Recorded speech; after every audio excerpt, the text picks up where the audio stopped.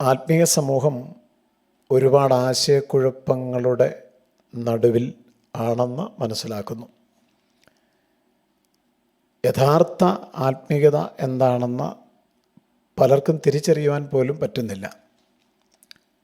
നന്നായിട്ട് വചനം പ്രസംഗിക്കുന്നവരെയും നല്ല താളത്തിലും ഈണത്തിലും പാട്ട് പാടുന്നവരെയും ഒക്കെ ആത്മീയരായിട്ട് വിലയിരുത്തുന്നവരാണ് ബഹുഭൂരിപക്ഷം ആളുകളും. ചിലപ്പോൾ അത് ശരിയായിരിക്കാം, എന്നാൽ എപ്പോഴും അങ്ങനെ ആയിരിക്കണം എന്ന് യാതൊരു നിർബന്ധവുമില്ല. ഒരാൾക്ക് എത്രമാത്രം ബൈബിൾ പാണ്ഡിത്യം ഉണ്ട് എന്നുള്ളതിൻ്റെ അടിസ്ഥാനത്തിലോ ആ വ്യക്തിക്ക് എന്തുമാത്രം കൃപാവരങ്ങളുണ്ടെന്നുള്ളതിൻ്റെ മാനദണ്ഡത്തിലോ അല്ല ദൈവരാജ്യ പ്രവേശനം എന്നുള്ളത് നാം മറന്നു പോകരുത്. സാത്താൻ ചെയ്യുന്ന ഏറ്റവും വലിയ അല്ലെങ്കിൽ സാത്താൻ്റെ ഒരു വലിയ തന്ത്രത്തെക്കുറിച്ച് കൊരിന്ത്യ ലേഖനം 2 കൊരിന്ത്യർ 11:3 പറഞ്ഞിട്ടുണ്ട്. സർപ്പം ഹവ്വായെ ഉപായത്താൽ ചതിച്ചതുപോലെ നിങ്ങളുടെ മനസ്സ് ക്രിസ്തുവിനോടുള്ള ഏകാഗ്രതയും നിർമ്മലതയും വിട്ടു വഷളായി പോകുമോ എന്ന് ഞാൻ ഭയപ്പെടുന്നു.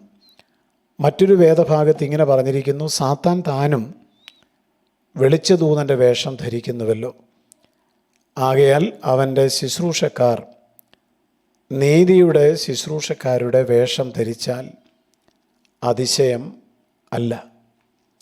ദൈവവചനത്തെ നാം നമ്മുടെ മാർഗദീപമായിട്ട് സ്വീകരിക്കുന്നില്ലെങ്കിൽ നമുക്ക് വഞ്ചന സംഭവിക്കുവാൻ സാധ്യതകൾ ഏറെയാണ്. യേശുവിൻ്റെ ശിഷ്യനായിരുന്ന പത്രോസ് വളരെ ആത്മാർത്ഥതയുള്ളവനായിരുന്നു. എന്നാൽ ആ പത്രോസിന് പോലും തെറ്റുപറ്റുന്നു. ആ പത്രോസിനെ പോലും സാത്താൻ തെറ്റിക്കുവാൻ ശ്രമിക്കുന്നു.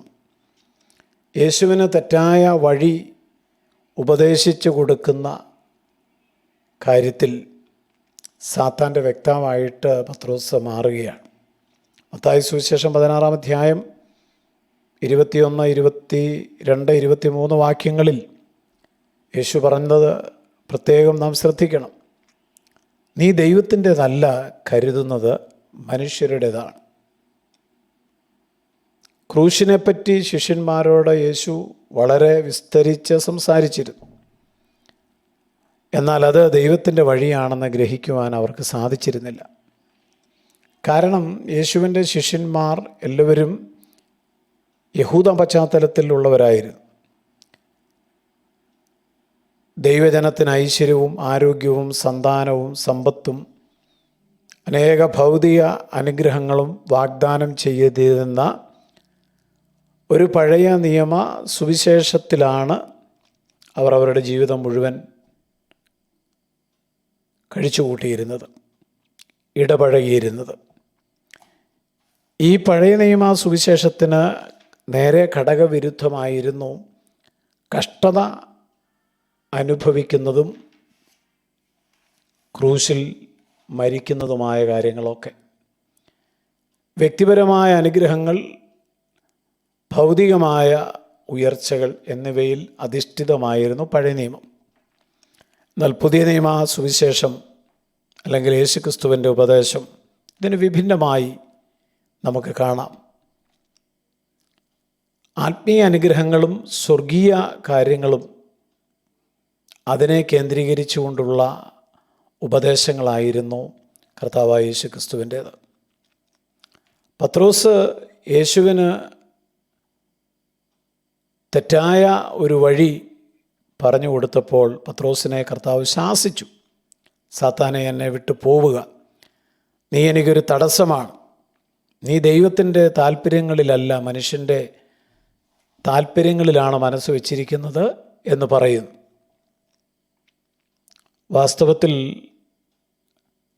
യേശുക്രിസ്തു തന്നെ അനുഗമിക്കുന്ന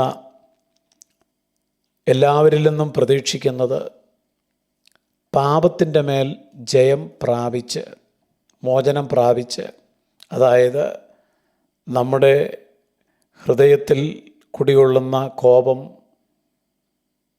സ്ഥാനമാന പദവികളോടുള്ള ആഗ്രഹം, ലൈംഗികമായ ദുർമോഹങ്ങൾ, പിറുപിറുപ്പ്, ഇതിൻ്റെ മേലെല്ലാം നാം ജയം പ്രാപിക്കണം എന്നുള്ള കാര്യമാണ്. ഗോല്യാത്തിനെ ദാവീദ് വീഴ്ത്തിയത് ശമൂവേലിൻ്റെ പുസ്തകത്തിൽ നമുക്ക് കാണുവാൻ സാധിക്കും.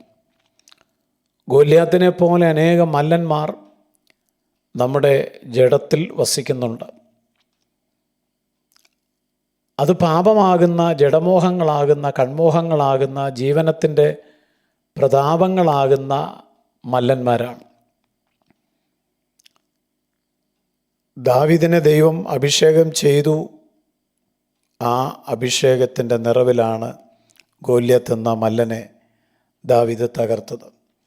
ഇതുപോലെ തന്നെ നമ്മുടെ ജീവിതത്തിൽ ഉള്ള പാപസ്വഭാവങ്ങളാകുന്ന മല്ലന്മാരെ ദൈവത്തിൻ്റെ വചനത്താലും ദൈവം നമ്മുടെ മേൽ പകർന്ന പരിശുദ്ധാത്മ ശക്തിയാലും ദൈവകൃപയാലും ജയിക്കണം എന്നുള്ളതാണ് ദൈവത്തിന് നമ്മെക്കുറിച്ചുള്ള ആഗ്രഹം. അതാണ് നമ്മുടെ വിളിയും തിരഞ്ഞെടുപ്പും ഉറപ്പാക്കുന്ന ഏറ്റവും പ്രധാനപ്പെട്ട കാര്യം. പാപത്തിൻ്റെ മേൽ ജയമില്ലാതെ നാം പാട്ടുപാടുവാൻ മിടുക്കരാണെങ്കിലും, ബൈബിൾ പാണ്ഡിത്യമുള്ളവരാണെങ്കിലും, നല്ല പ്രസംഗകരാണെങ്കിലും എന്ത് പ്രയോജനം? ദൈവത്തിൻ്റെ മുമ്പിൽ നാം ഒന്നുമില്ല എന്നേ വരികയുള്ളൂ.